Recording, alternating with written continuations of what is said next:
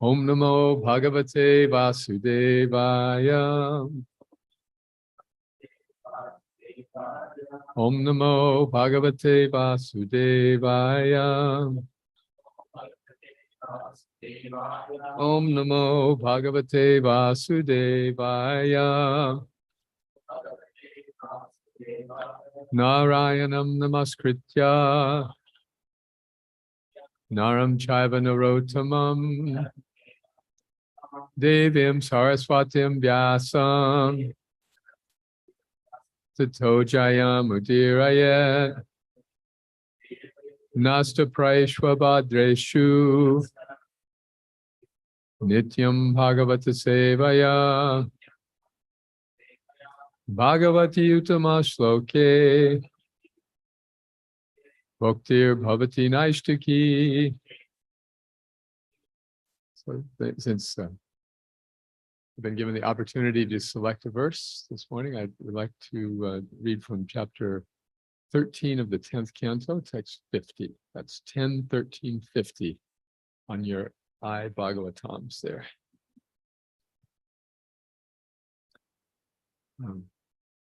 Anybody have a phone? Do you have a phone? Oh, okay. So somebody can share there. Yeah. Okay, no problem. 10, 13, 50. So before reading the verse, I'd like to actually give the context so that we can, then we'll read the verse at that point. Okay. So this was the last chapter from the Srimad Bhagavatam that was translated by Srila Prabhupada. And his commentary was written in his waning days in this world. You've probably seen the videos of him, very emaciated state, lying in bed, dictating, disciple holding the microphone, and these incredibly lucid and brilliant purports he produced. So we'll savor one of those in a moment. But the pastime here is called Brahma stealing the boys and calves. And the pastimes of Krishna, of course, are what distinguish Vaishnavism from impersonalism. In other words, in the impersonal idea of spiritual life, we don't know who God is, or we want to become God. God is something ambiguous, vague, a gas, an energy, a universal form. And we have no concrete identity with that person. And so it's very difficult to love somebody you don't know, right? It's difficult to have a relationship with an idea as opposed to a person. If I said to you, if I met you at a party and I said, yes, my wife and I are here, and you would ask, oh, which one is your wife? Is she blonde or brunette? I don't know.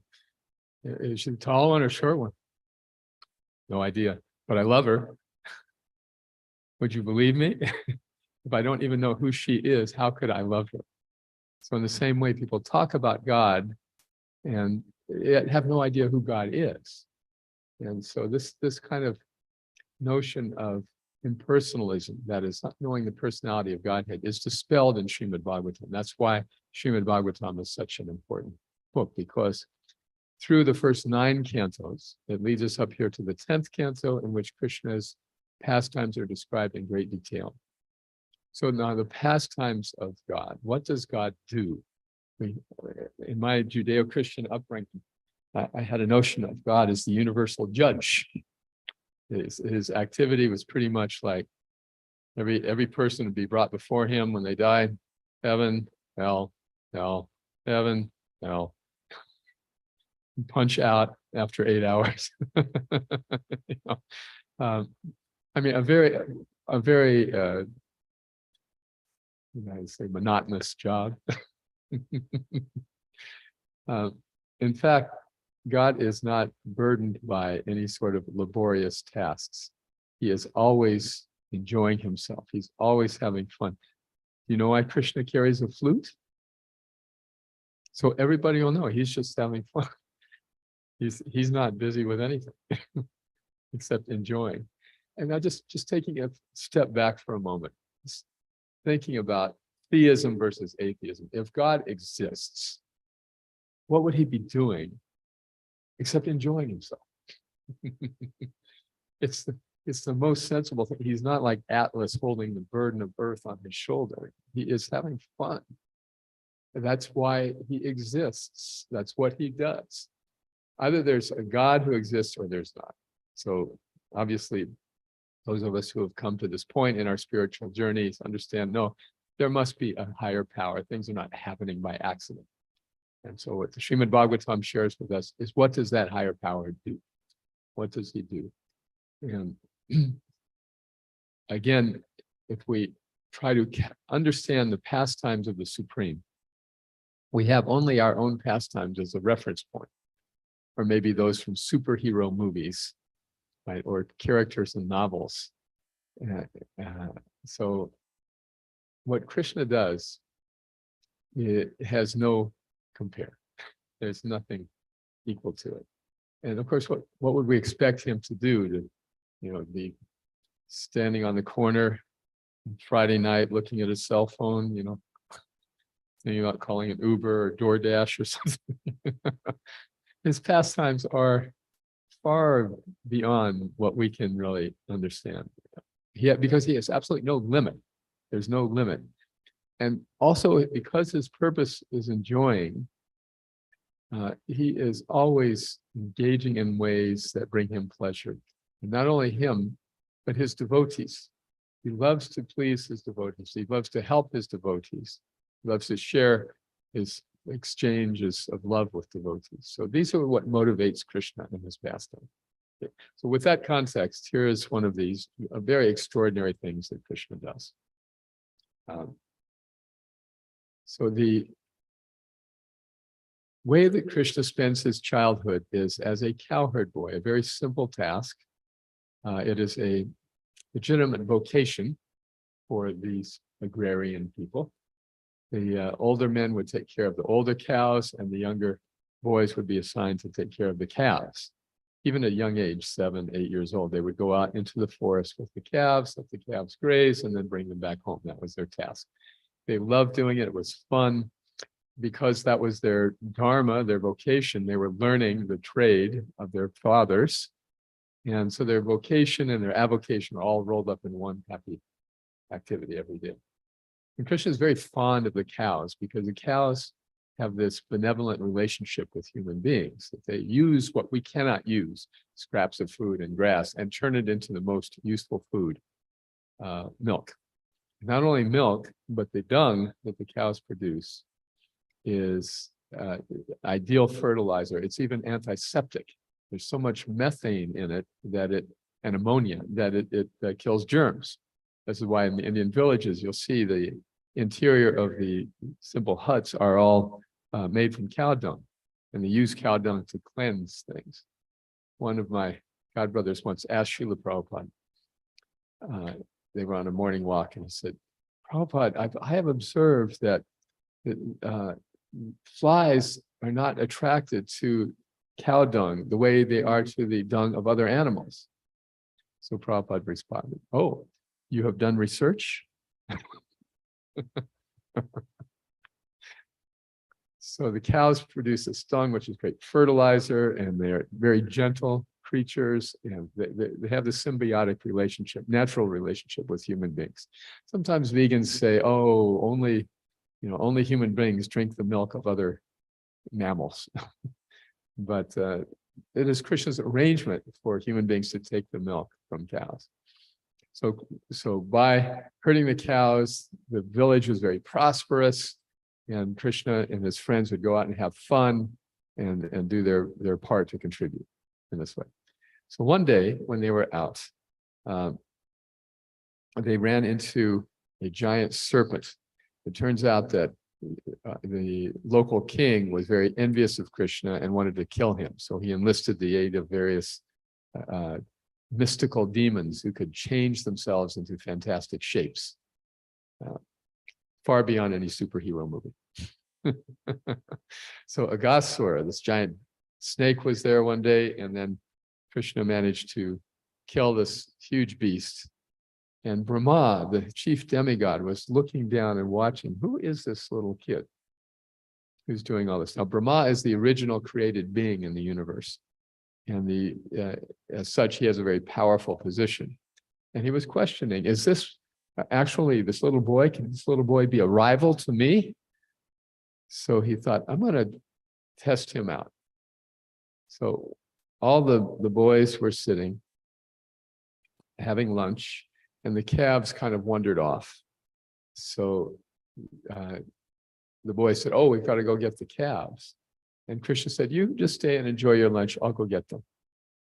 So when the calves wandered off, Lord Brahma put them all into a mystic slumber and took them and put them in a cave. And then when Krishna was looking for them, he did the same thing with the boys. So all the boys and calves were in this mystic slumber, stashed away out of sight. So when Krishna was looking for the calves, he couldn't find them, and he came back to where his friends were, and they were all gone. And Krishna immediately understood, this must be the work of Lord Brahma. So I will teach him a little lesson. So instantly, Krishna manifested himself as all the boys and all the calves. He just expanded himself, because after all of us are expansions of Krishna, parts and parcels, like a finger is part and parcel of the body. We are connected with God and yet individual. So it was nothing for him he manifests trillions and countless trillions of living entities. He could quickly manifest a few dozen boys and calves. So he did that. And every boy and every calf was an exact replica of the original, right down to the clothing, to the fingernails. Could not tell the difference, because God knows everything. He knew every little nuance about each individual boy and calf. So they were so perfectly replicated that after the day's service, they all went back to their homes in Vrindavan, and all the mothers took their sons in and did not recognize any difference whatsoever. And all the mother cows had their calves come and nurse from them, and they couldn't tell the difference. The only thing that was a little different was that the cows were extraordinarily pleased to see their calves, and they started licking them from hoof to tail, which they would not usually do. They were just so overwhelmed with affection for their calves. And similarly, the mothers of the boys were overwhelmed with affection for their sons, and they bathed them and dressed them and fed them and tucked them in bed with such joy. It was extraordinary joy they were feeling. So this went on for a year. It so happened that the day this happened, Krishna's brother, Balaram, it was his birthday. And so he stayed home. He wasn't with them that day. And for the next year, everything went on as normal. Now, Einstein posited that time is relative. This is one of his theories that has been proven. So from Bhagavatam, we already know this, that for the demigods, a moment for them is like a year for us. So Brahma just took the boys and calves, put them away, and came to see what would happen. For him, it was just a minute. But for on our plane, it was a year, a full year passed. And that whole time, the mothers and the calves never knew what was going on. So then, one day on Govardhan Hill, the elder men were tending the older cows. And of course, they were teaching their sons their trade. All of a sudden, the older cows spotted Krishna's herd of calves down at the base of the hill. And they went running down the hill to see those calves. Now, those calves had already been weaned from their mothers, so there was really no normal attraction. But because they were actually expansions of Krishna, they were so attracted, they went running down the hill. They were the Brahma cows with the big humps on the back, and the humps were sliding back and forth. And they were running on their four legs, but two legs would act like one leg. They were running so fast, galloping. And so the cowherd men were very shocked and upset, because this made them look bad in front of their sons. They're losing control of the herd. So they went chasing down after the cows, trying to stop them. And Balaram was watching all this. What is going on? And then when the cows arrived, they went straight to their calves and began licking them and nursing them. And again, these calves were already weaned, but they were nursing with their mothers. And then when the cowherd men came, and being so upset when they saw their sons they forgot their anger and they were overwhelmed with love and began embracing their son, smelling their heads. It was incredible, unusual display of affection. So Balaram was just becoming suspicious. What is going on? Are these demigods? What is going on here? And then he asked Krishna. So Krishna disclosed everything to him, explaining. Actually, he figured out, Balaram figured out, this must be Krishna, because only Krishna's tricks work on me. So when he confronted Krishna, yes, Krishna admitted, told him the whole story. And then it so happened the next day again was Balaram's birthday, so he stayed home. And Krishna came out as usual with the calves and the boys. And Brahma, returning from his momentary excursion, came back, and there, what did he see? He saw Krishna and all the boys and calves that he had just kidnapped. And he was completely bewildered. What is going on? Of course, Krishna knew all this, and Brahma is Krishna's devotee, but he was a little proud, so Krishna was giving him a little slap on the wrist. And so just when Brahma was looking at all the boys and calves, all of a sudden, the original Vishnu forms of these boys and calves started manifesting. So he was not surrounded by boys and calves, but by a whole horde of his four-armed Vishnu expansions. Vishnu is God for the material world. Vishnu is the form of Krishna that manifests the material creation. And so generally our concept of God is more closely aligned with Vishnu than with Krishna, at least in our Judeo-Christian concept. In other words, Vishnu is like all-powerful, he's majestic. He has four arms because he's holding a conch shell and a lotus flower for those who approach him in devotion, and he's holding a disc and a club for those who approach him in enmity. So he's ready to reciprocate with everybody, however we approach him. So all these Vishnu forms began to appear out of the boys and calves. Brahma was seeing them. You see the boy, and then you see Vishnu, a kind of one and the same. And he was completely bewildered. What is going on? So at this stage in the chapter, this verse we're going to read, Sukadeva Goswami is describing these four-armed Vishnus. And this is one particular verse that has an extraordinary purport that describes how the Vishnus were interacting with each other and with those around them. Chandrika Vishadasmirai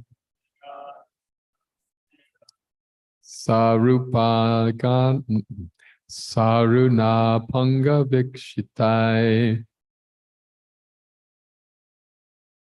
Swakartanam Iva Raja Sattva Bhayam Shastri Sattva Bhayam Shastri, that's an unusual word. Sattva Bhyam Shastri Palakaha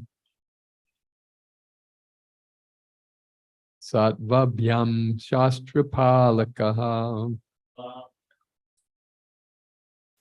Chandrika Vishadasmerai Saruna Panga Vikshitai Swakartanam Iva Raja Sadvabhyam Shastri Palakaha. Anyone like to chant?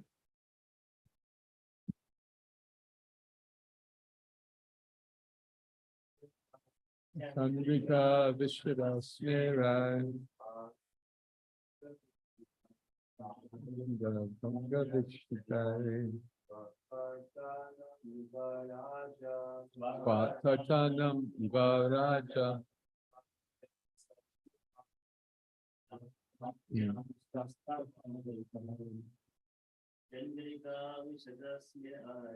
Chandrika Vishadasmerai Saruna Panga Vikshitai Swakartanam Iva Raja Tatvavyam Shasprapalakai Chandrika Vishadasmera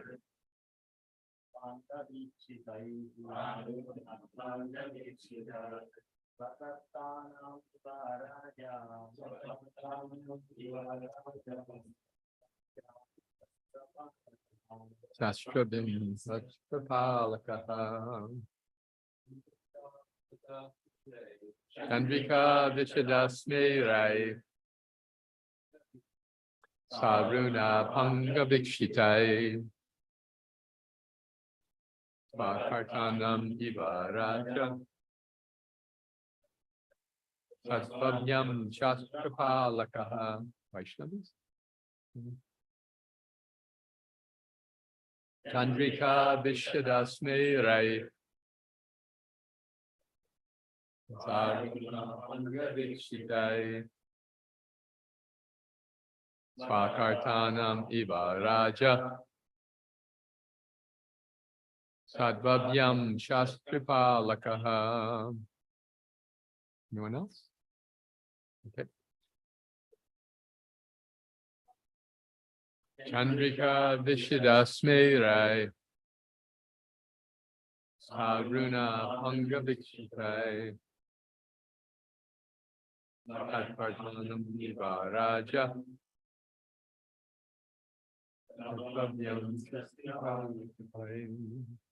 Okay. Let's say the synonyms together, please. Chandrika Vishada Smerai, by pure smiling, like the full increasing moonlight. Sa Aruna Apanga Vikshitai, by the clear glances of their reddish eyes. Swaka Artanam, of the desires of his own devotees. Eva, just as Raja Sattvabhyam, by the modes of passion and goodness. Shastri Palakaha, were creators and protectors. Translation and purport by Srila Prabhupada. These Vishnu forms, by their pure smiling, which resembled the increasing light of the moon, and by their sidelong glances of their reddish eyes, created and protected the desires of their own devotees, as if by the modes of passion and goodness. Please repeat. Those Vishnu forms, by their pure smiling, which resembled the increasing light of the moon, and by the sidelong glances of their reddish eyes, created and protected the desires of their own devotees, as if by the modes of passion and goodness. Purport.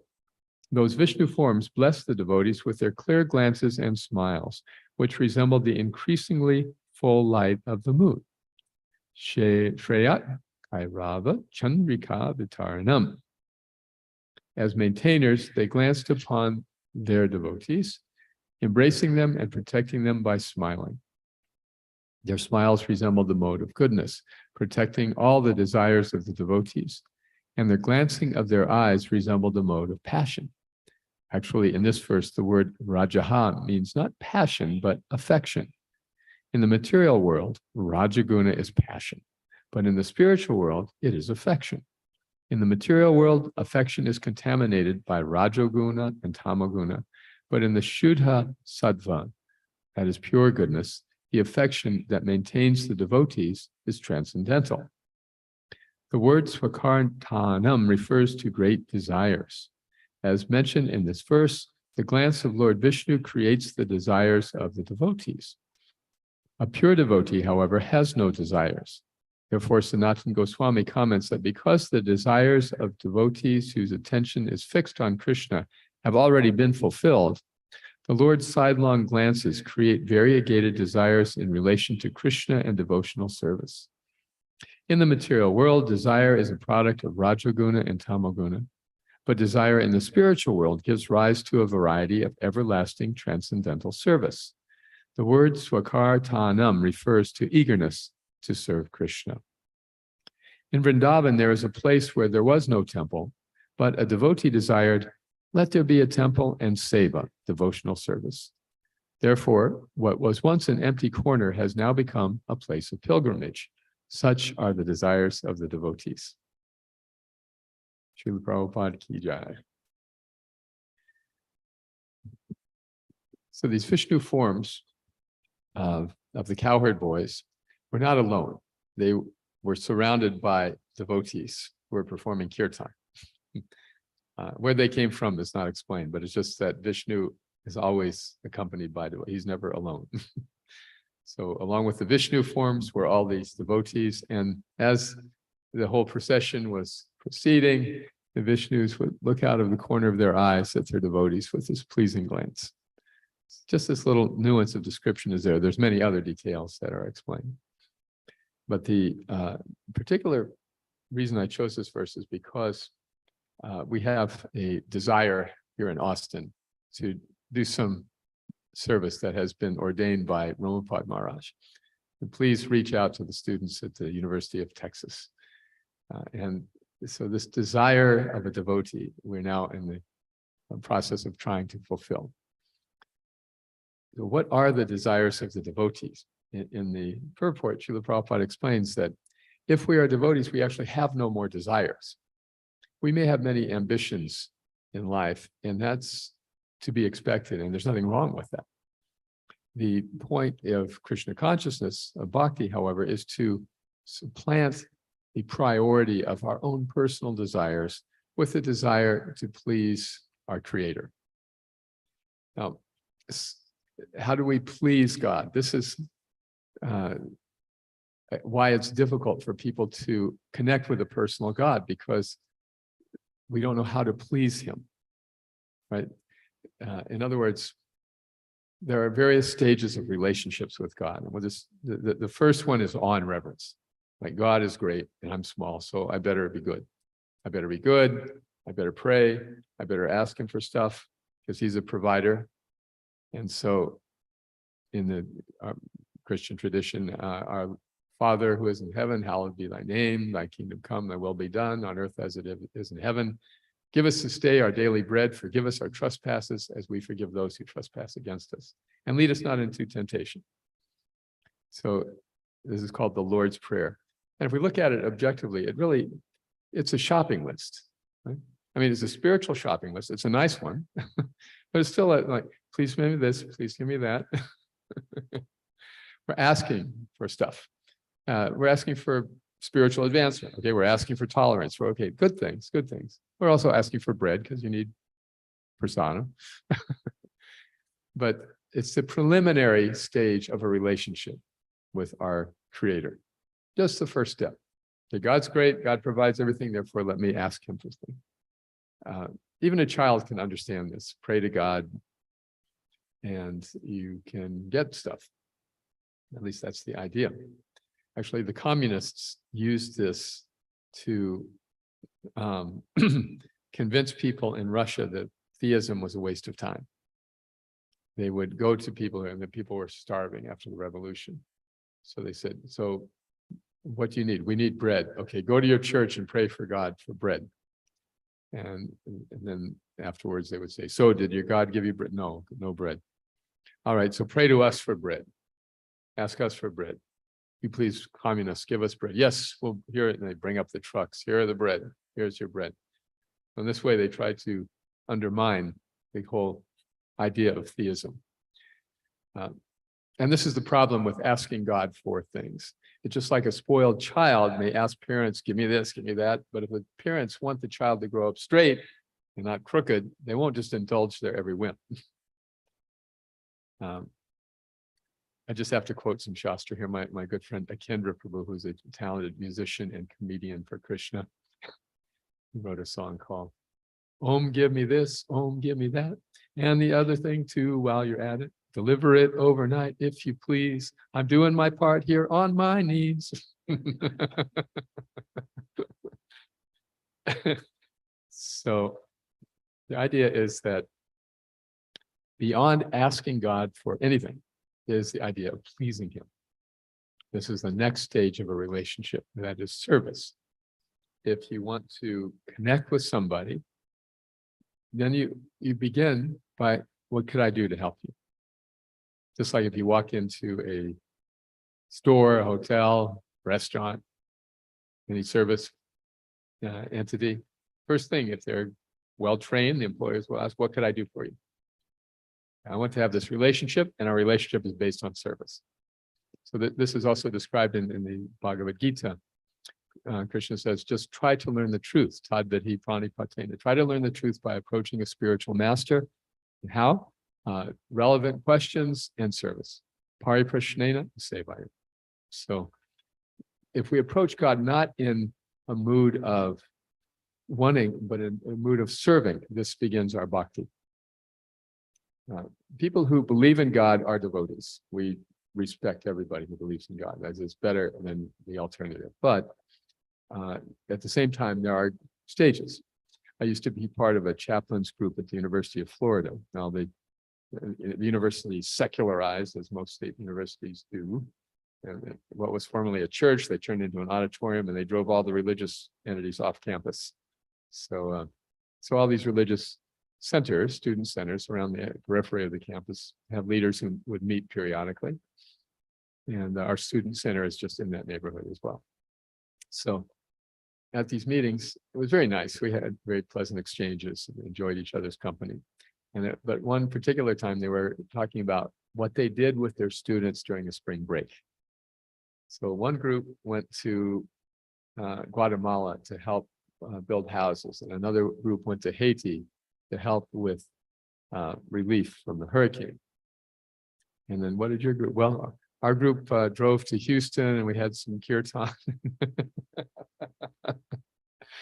So did not connect. How is this? Okay, that's nice, but isn't service to humanity a better way to please God than just singing His holy name? They couldn't connect.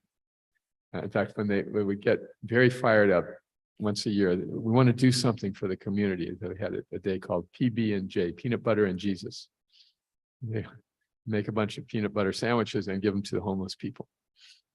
So at our student center, we feed homeless people every day. But that's the point is that what we say in Sanskrit, mana seva, madhava seva. To serve man is to serve God.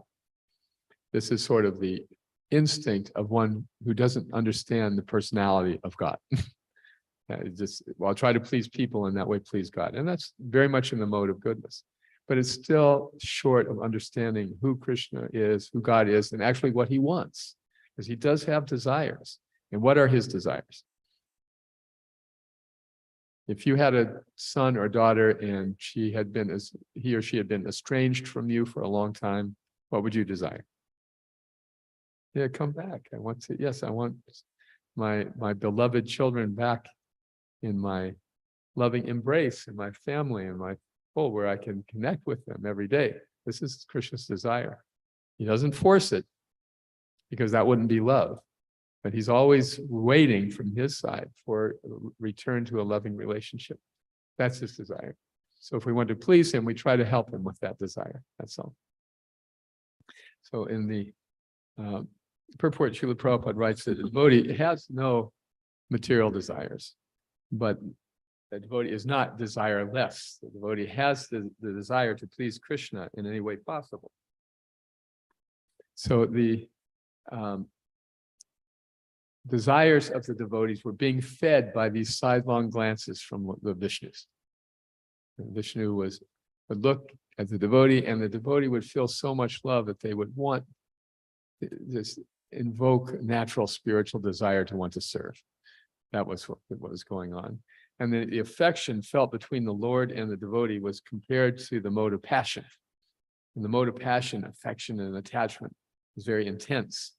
But that's the reflection of the perverted reflection of the real thing, which is the love, the unconditional love of the devotee for the Lord and the Lord for the devotee. In the material world, we love people, but there's some strings attached, generally, right?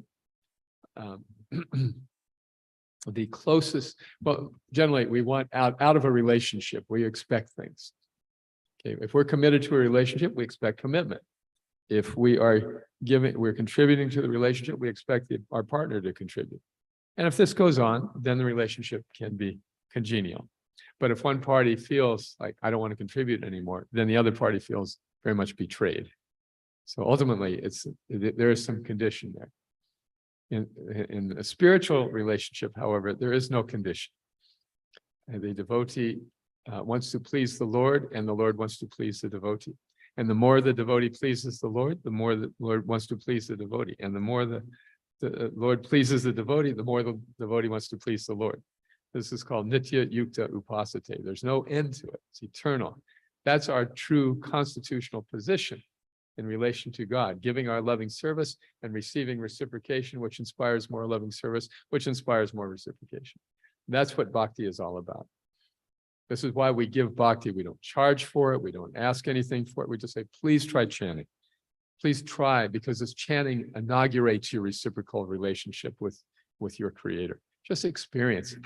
That's all. Just experience it. No commitment, no obligation, karma back guarantee. If you don't like it, you go right back to what you were doing, but no. Anyway, the desire of the devotee is to awaken, to revive this dormant, loving relationship with God in the unwilling or uninterested lives of the conditioned souls. And it's a thankless task. Often people misunderstand. It's a cult. It's you're being exploited. You're being manipulated. No, we're just giving this bhakti. And take it, please take it. We don't ask anything from you. So this is how the Lord reciprocates. He inspires the devotees in ways they can increase their service to Him, because that increases His reciprocation, which in turn increases their exchange of love. So in the final purport, verse here, or rather paragraph in the purport, Srila Prabhupada writes, in Vrindavan, there is a place where there was no temple, but a devotee desired, let there be a temple and seva, devotional service. Therefore, what was once an empty corner is now become a place of pilgrimage. Such are the desires of the devotees. Srila Prabhupada is writing about himself in the third person here. There was one place in Vrindavan, just way out on the outskirts of town, where there was an empty piece of land. And Vrindavan is pretty kind of almost desert-like, not entirely these days, but it's very dry and not barren, but not a lot of trees, at least in that part of town. And the lady had offered to donate some piece of land to Srila Prabhupada, way out in the boonies. And Prabhupada accepted it. And from this very nice, pious lady. Later, she tried to get the front part back for a gas station, but it was too late. Anyway, Prabhupada was given this patch of land, remote patch of land, and said, okay, let there be a temple.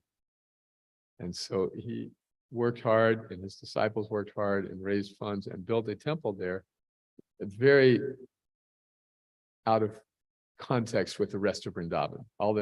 Whatever was in Vrindavan, the little village was all centered around these ancient temples built by the Goswamis. And it was a very modest place of pilgrimage. And then way out on the outskirts, Prabhupada built this temple, what they call the English Mandir, where all the Westerners would come.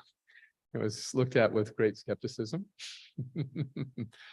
Now, if you go to Vrindavan, you cannot get in that temple for Mangal Arti, in Karti at least. And all around it, there's all kinds of shops and temples and houses and apartment buildings, right?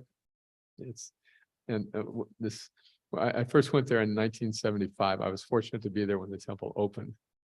Srila Prabhupada was doing the first arti for Krishna Balaram. And there were maybe 200 or 300 of us there.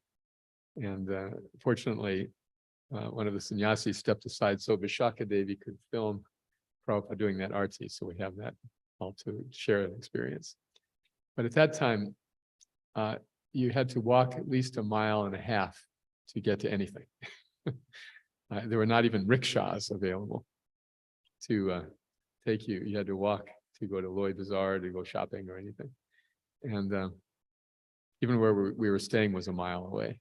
We walk 1 mile to the temple and walk back to the Fogal Ashram. Now it's like Bombay at rush hour in front of the temple there. And that was what Prabhupada wanted, to bring the world to see Krishna Balaram. And so to bring the world to Vrindavan, which he has done. In so many places he did this, in Bombay, in Mayapur. He had this desire for there to be a temple. In fact, the Bombay example is even more dramatic.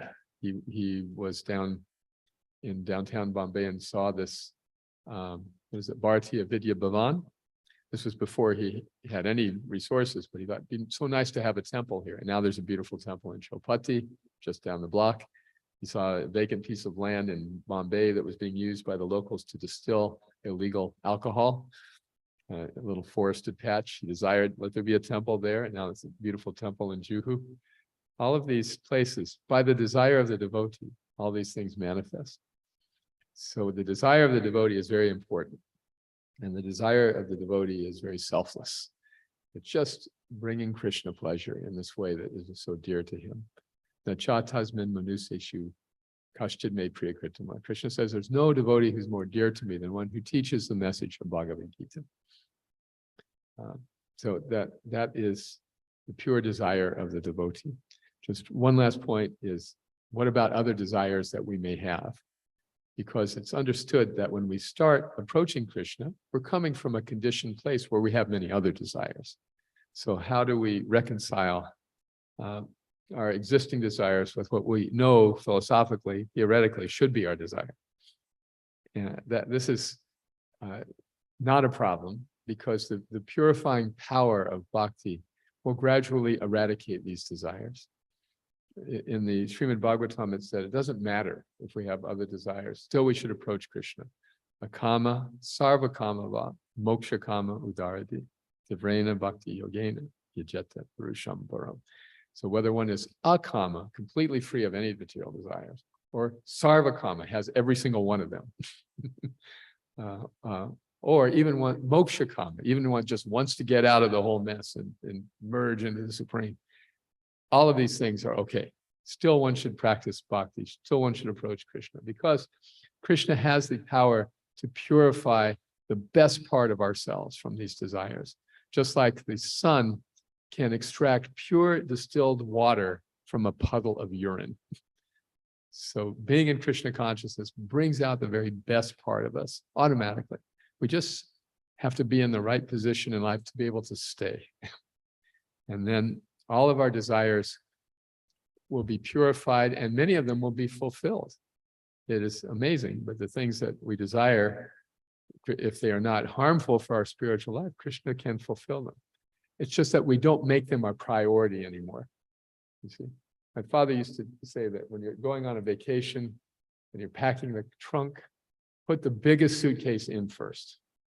Put the biggest suitcase in first, and somehow or other you'll fit everything else around. But if you put all the little things in first and you try to put in the big one, there won't be room.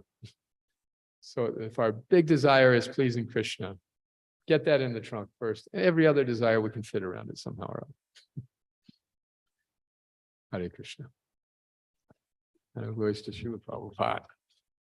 Any comments, reflections?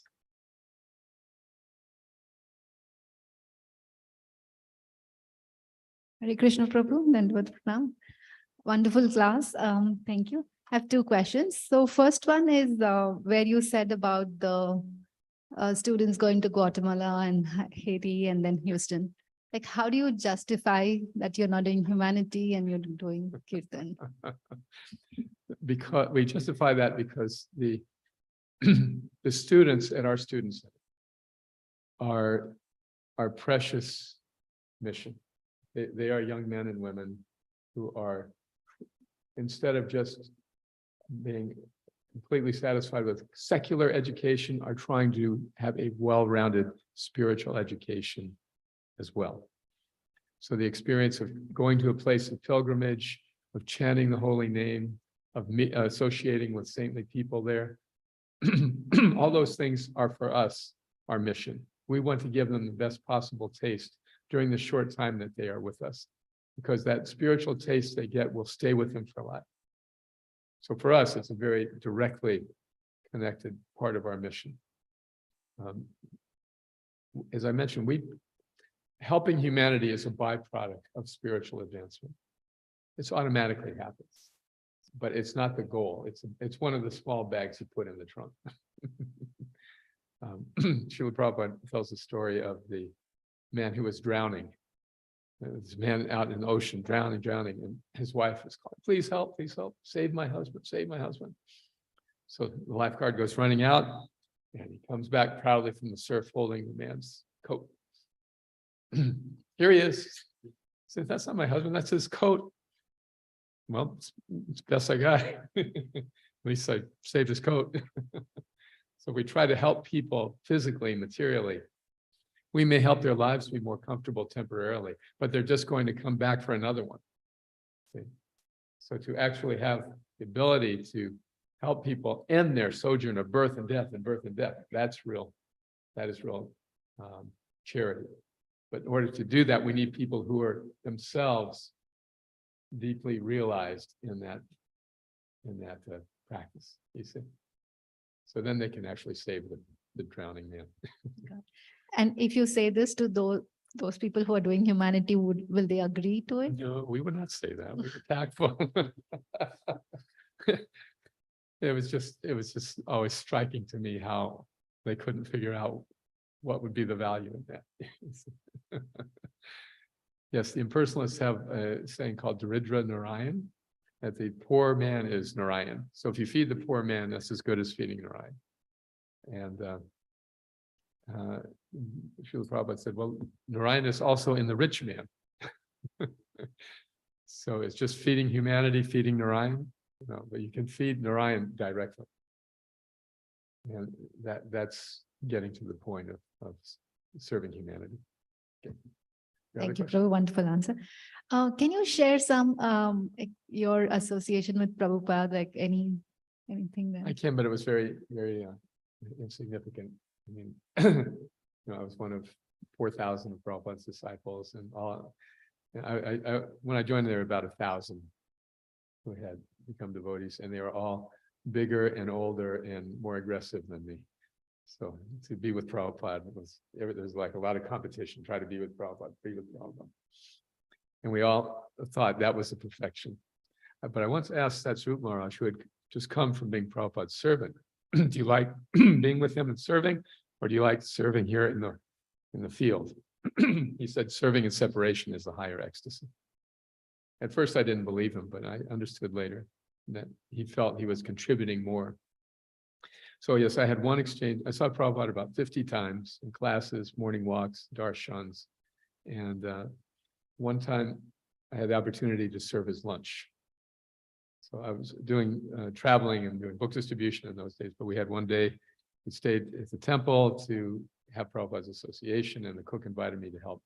So I made sandesh, which I never made before, under the cook's direction. This doesn't take much ability. And then I brought in the plate, and Prabhupada looked at me and said nothing. And then after a while, he rang the bell. I came in to get the plate as instructed. He looked at me and said nothing. And so I was thinking, well, this is the perfection of my life. I get to serve Prabhupada. And then the next day, the cook said, Prabhupada's asking why so many men are staying back from book distribution to cook for me. See, so I had my idea of my relationship with Prabhupada, but it was actually an example of where some distorted desire that actually gets in the way of real service. Okay.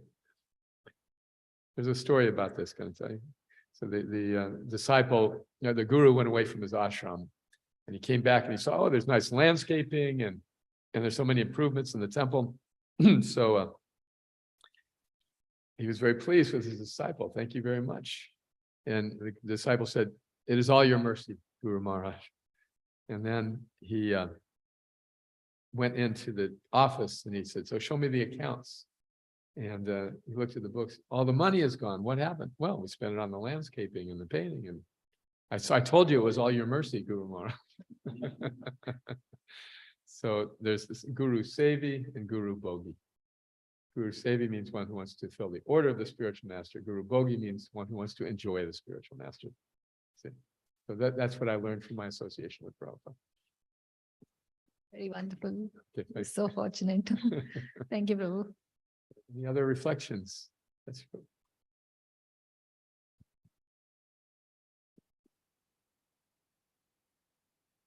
Thank you, Prabhu. That's so wonderful. So I want to add a couple of reflections. Krishna says, "Klesho adhikatarastesham avyakta vicchati." So it is very difficult to progress in the spiritual path if we are like on impersonal Brahman. So we need a personal, because we are person. We want to be like person attachment so that we can easily progress in the spiritual path.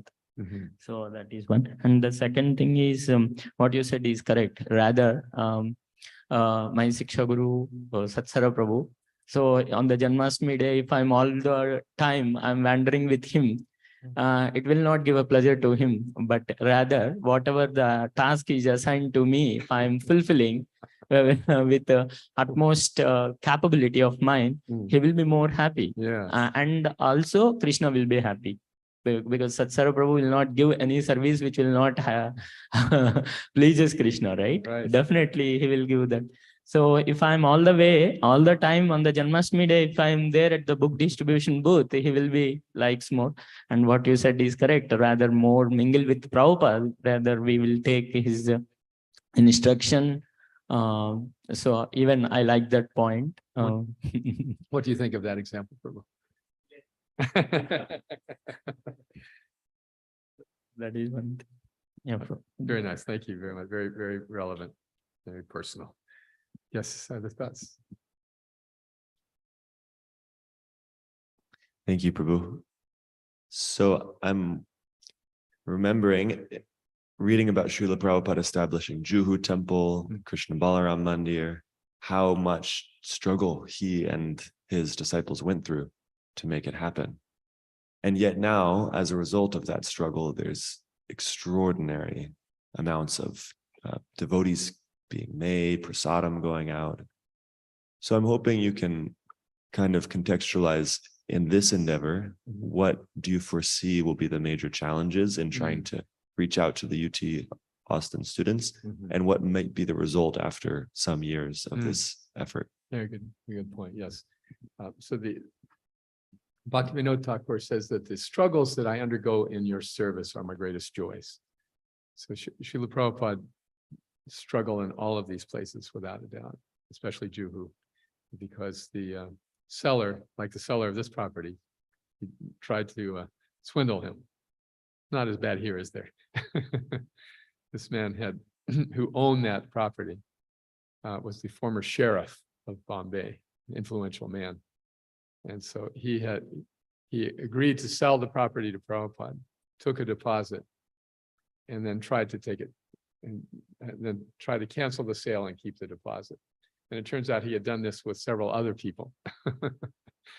And because he had influence and could bribe his way to get things done, he'd gotten away with it.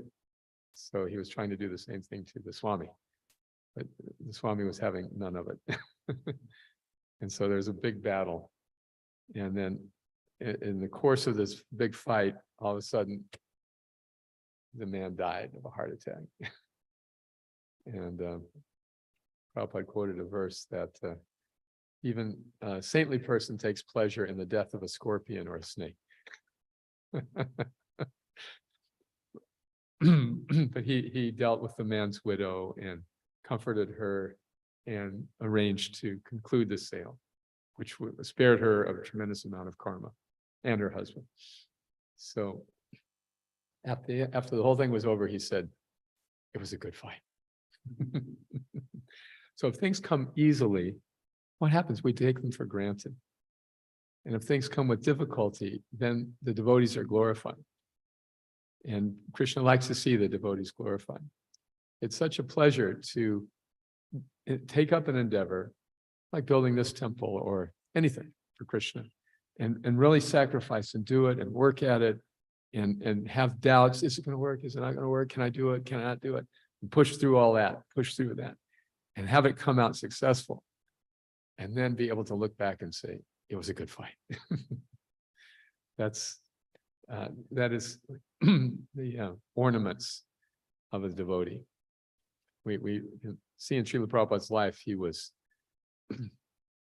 wrote a Bhagavad Gita manuscript and had somebody ready to publish it, and his servant stole it. And this was before Xerox machines and internet copies, soft copies, this is one painstakingly typed out manuscript from the old typewriter, and his servant stole it and it was gone. It was all ready to be published. Can you imagine how sometimes when I'm writing in the morning, if I somehow, due to some computer glitch, lose a paragraph, I'm got to rewrite the whole paragraph. You had to rewrite the whole book. So we also see Prabhupada was gored by a stray cat.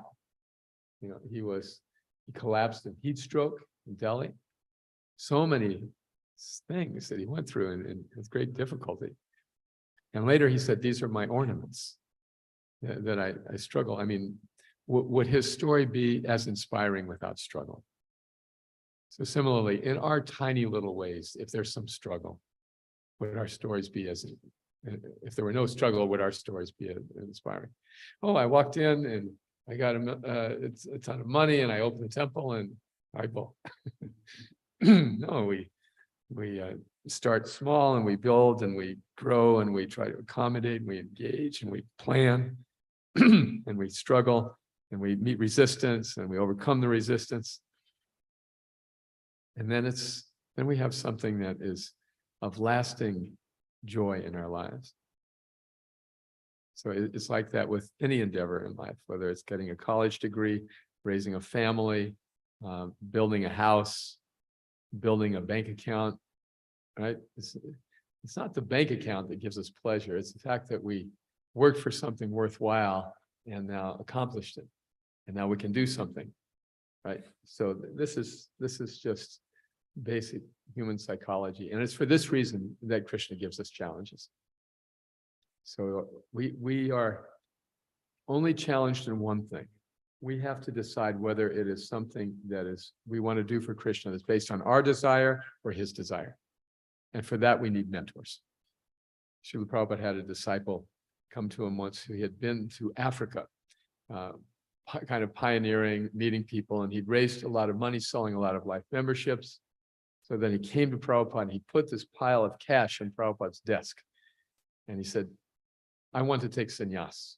And Prabhupada said, why do you want to take sannyas? Because it's my desire.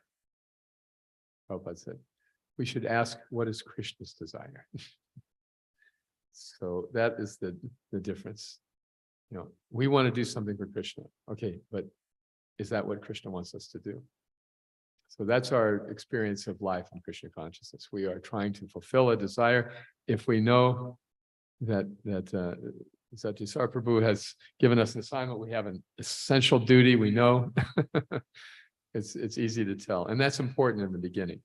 But then as we progress, Krishna gives us more and more responsibilities, and we have to make more and more decisions. And then it's good to have mentorship, but if I just, and forgive me if I'm rambling on too long, but this is such an important question. You see that there's often forks in the road in our devotional service, right? We experience this. We could go this way or that way, and both of them look good for Krishna. So as the famous philosopher Yogi Berra said, when you come to the fork in the road, take it. No, you're forced to make decisions. And this way is good for Krishna, and this way is good for Krishna. So which one does Krishna want us to do? And what Krishna really wants us to do is make a decision that helps us purify our specific service for Krishna. What is most important for us? We may have so many general desires to serve Krishna, but what is it specifically that is most important to us? That's what happens when we're forced into a decision. There's no wrong decision. Either way, we're serving Krishna, but what is most important to us? That's what we have to ascertain when we're confronted with such a situation. So for that, we pray, we take guidance, we study the books, we look for, but most importantly, we turn to our mentors. Say, here's my situation. Our mentors can help us. See, our mentor's not going to tell us do this or do that. Usually, that's not their job. I'm sorry, running out of time. our mentor's not going to say, do this or do that. That's too easy. Our mentors will help us say, okay, if you do this, here are the ramifications. And if you do that, here are the ramifications. So which is important to you? You see, that keeps the onus on us to decide. Because if we decide, then our heart is invested in it. So there's many more stories about this I could tell, but we'll stop there. I hope that answers your question. May I ask you a question? Of course. Somebody asked me a question I'm supposed to answer. I thought I take guidance from you. So the question is, sometimes we see pure devotees make mistakes. Many examples in Srimad Bhagavatam. Maharaj Parikshit, he put a dead snake on Samika Rishi. Arjuna got bewildered or illusioned on the battlefield. So things like that. But we see from Acharya's point of view that it is like a Lord's arrangement to accomplish something bigger. Yes. So then the question that the person asked was, okay, the demons also make mistake. So we say that is because of the effect of aparat or the influence of time or influence of sinful reactions and stuff like that. So how do we distinguish? Okay, this is, if the devotee makes a mistake, it is a Lord's arrangement, or it's influence of his sins he committed previously, or the aparat he committed. Right. Well, basically, if I make a mistake, it's the Lord's arrangement. And if you make one, it's due to your sinful activities. That right? Bhaktivinoda Thakur has this wonderful bhajan in which he says, I did not consult anyone before committing my sinful activities, but now I want to be excused from them. So the simple answer is that if something goes wrong, we should take responsibility for it and not try to say, oh, it was Krishna's arrangement. If there's a mistake, we should own up to it and say, okay, I made a bad decision. And if we make a decision that results in something good, we say it's Krishna's mercy. That's the position of the devotee. We want to act as if everything depends on us and pray as if everything depends on Krishna. So we know that ultimately Krishna is the controller. If we make a mistake in ourselves, it's not surprising. We should take responsibility. If we see others making mistakes, it's not our burden unless they are specifically asking us for it, telling them about their mistake and correcting them. You see, so this question have both edges. Does it apply to oneself or does it apply to others? So if I see myself making a mistake, oh, well, I should be forgiven. No, I should take responsibility. And if I see someone else make a mistake, I should forgive them. That's the appropriate. We're not responsible for others' spiritual lives unless they specifically asked us to do so. But we should we should keep in mind the things that they have done right. There's one example I was hearing this the other day. This one devotee took sannyas, and he was a sannyasi for decades and served Prabhupada heart and soul.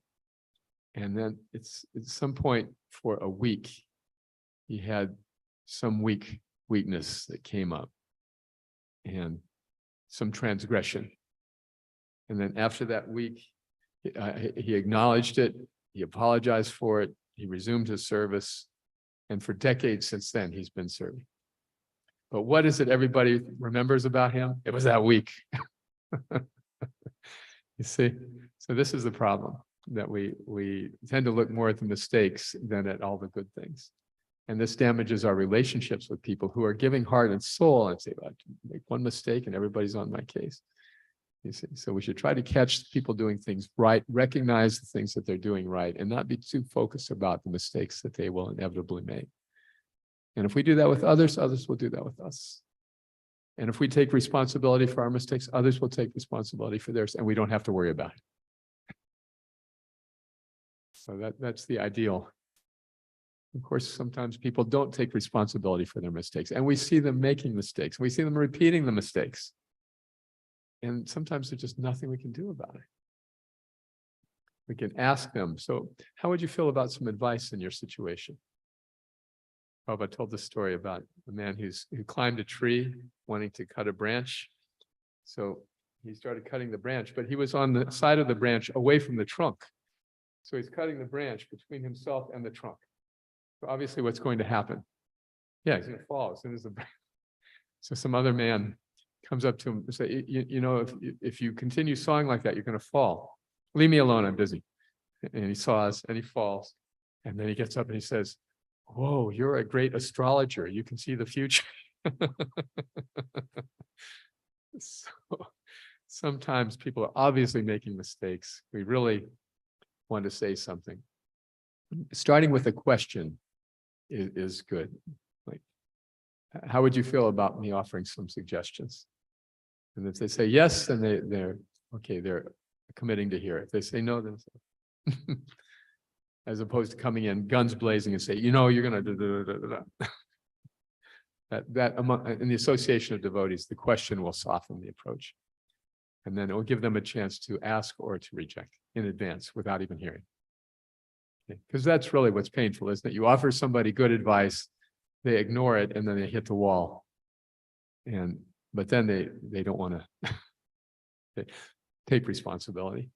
So we need to value the devotees' relationships above all else. In our role as teachers and spiritual leaders, we're exercising leadership. Management means that the task is more important than the relationship. Doesn't matter how you feel about it, get the job done. Leadership is that the relationship is more important than the task. Okay, Ooh, how do you feel? Here's what needs to be done. What do you think? Okay. All right? Thank you very much, Prabhu. Brilliant.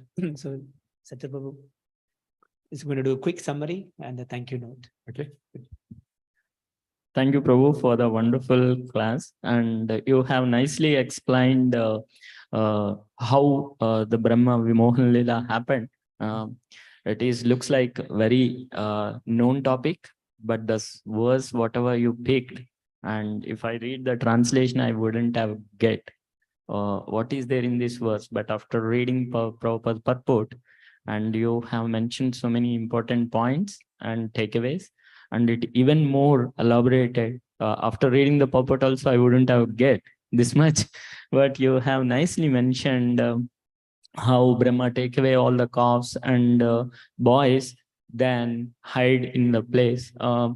Then God, how he knows every detail and how he created a replica. Here my takeaway point is like, we should be very careful. God knows everything. We should not show duplicity and expect more from him. I can show whatever the way I want to be, but I want to go back from Godhead. It is how it is possible. It never. So it's wonderful. Like God knows every detail. That's a point you mentioned. Then 1 year passed, and later Balram stunned with unusual affection. How they are exhibiting all the cows and the cowherd mothers and fathers to their kid. Then whatever the affection desire we have on the material platform is a reflection of the what is that? Perverted reflection of the spiritual. So in the so we need to create a relationship with Krishna. So we need to show the desire and affection, but that is in the Suddha Sattva, and we need to do the service. So affection comes, the endpoint is service. So when you do the service, and Krishna will love you, so he'll also show that affection. So relationship we can build with Krishna only through service, and showing our affection through service. That's a wonderful point. I want to take away that. And devotees try to fulfill desires through their service and devotion. So with their desires only, how Vrindavan now it's like become a pilgrimage. Earlier it is not that much. So when desire happens, then there will be more. So there will be like service also comes. With the service, we can relationship builds and affection builds. In that way, we can go back home, back to Godhead. Yeah. It's a wonderful class, and it's nicely explained and enlightened in this morning. Thank you, Prabhu. Hare Krishna. Hare Krishna. There you go.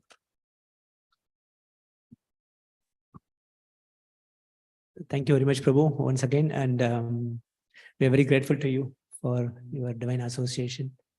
And your classes are very illuminating yesterday and today. There are so many takeaways. Prabhu nicely summarized, and Keith summarized yesterday. So we sincerely pray that you bless us with more of your association in the future. Thank you very much, Hare Krishna Prabhu. And also I would like to say special thanks to Brother Prabhu. In spite of his busy schedule, he came here and stayed with us a few days. And thanks for your holy association as well. And I pray that you visit us often and encourage us. You are a great inspiration. Hare Krishna. Hare Krishna devotees, thank you very much. And we have a fruit prasad. We have mode of goodness. We are promoting a healthy living. So it's available. And thank you very much. Hare Krishna. Thank you so much. Good to meet you all. Hare Krishna.